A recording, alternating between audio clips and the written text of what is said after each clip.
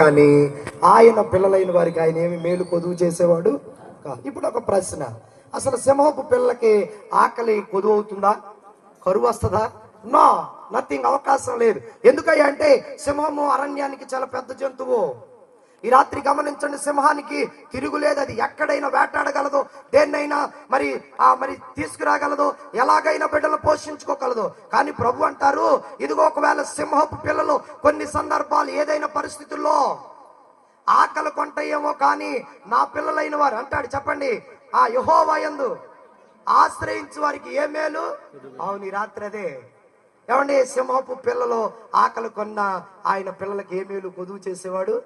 శిరోమణి గారి విషయంలో గొప్ప మేలు ప్రభు చేశారు.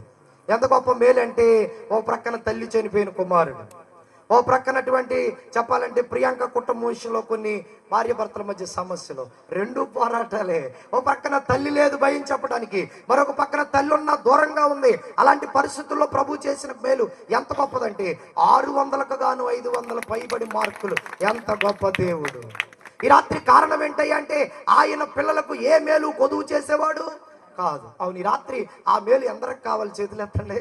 అవును, అందరికి కావాలి. ఆ మేలు ఎలా కలుగుతుందో ఒక 2 మాటలు చెప్పి నా సందేశాన్ని ముగింపులోకి తీసుకొస్తాను. మొట్టమొదటి మాట 22వ అధ్యాయము 21వ వచనము, యోబు గ్రంథము చదవండి ప్రియులారా. ఒక వ్యక్తికి మేలు ఎలా కలుగుతుంది? మేలు కలగాలంటే ఆ వ్యక్తి ఏమై ఉండాలో వాక్యం ఈ రీతిగా సెలవిస్తుంది. అవునండి, ఆయనతో సహవాసము చేసిన ఎడల సమాధానము కలుగును, అలాగున. ఎంత గొప్ప దేవుడండి. ఈ రాత్రి మేలు కావాలంటే నువ్వు ఎక్కడికో వెళ్ళక్కర్లేదు.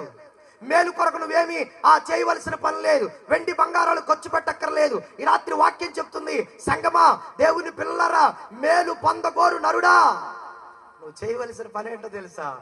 ఆయనతో ఏం చేయాలంట? సహవాసం. ప్రభుతో సహవాసం చేయాలి. సహవాసం అంటే చెప్పండి, ఎల్లప్పుడూ చేయాలి. ఎప్పుడు కుదిరినప్పుడు కాదు, అవసరమైనప్పుడు కాదు, అక్కరైనప్పుడు కాదు. వాక్యం చెబుతుంది, ఆయనతో ఏమి ఉన్నా లేకపోయినా ప్రభుతో నువ్వు సహవాసం చేసినప్పుడు, ఆయనతో కూడా నువ్వు నడిచినప్పుడు, ఆయనతో నీకు బంధము చెప్పండి కనెక్ట్ అయినప్పుడు ఖచ్చితంగా దేవుడు ఏం చేస్తాడంట? అవును, అవునండి. ఈ రాత్రి ఎవరితో నీ సహవాసం? ఈ రాత్రి ఇప్పటి వరకు నీ జీవితంలో ఏ మేలు జరగలేదు సార్. ఇంతకాలం నుంచి నేను భక్తి చేస్తున్నానండి, ఇంతకాలం నుంచి నేను మారుమనసు పొందానండి, ఇంతకాలం నుంచి నేను మందిరంలో ఉన్నాను సార్, ఇంకా నా జీవితంలో ఏ ఆశీర్వాదం రాలేదు.